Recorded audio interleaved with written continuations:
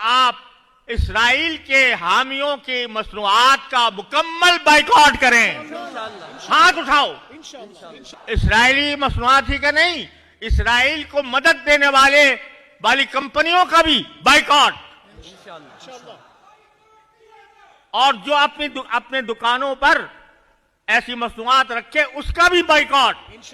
इस्लाम हमारे पास एतदाल का दीन है। यह महज जज्बात में आकर तोड़ फोड़ करने वाला दीन नहीं है। ये जज्बात में आकर किसी को नुकसान पहुंचाने वाला दीन नहीं है। लिहाजा ये पत्थर मारना, पत्थर बरसाना और जाकर किसी की जान को, किसी के माल को नुकसान पहुंचाना, यह शरीयत में हराम है। लिहाजा एहतजाज करो, बाइकआउट करो, मगर पुरअमन तरीके पर करो। उसके अंदर कोई बदअमनी का उनसुर शामिल नहीं होना चाहिए। और ये जो मैं कह रहा हूं कि हुक्मरानों को मुतनब्बे करो, उनको आमादा करो कि वो अपने फरीजा अदा करे। ये मुतनब्बे करना भी पुरअमन तरीके से होना चाहिए।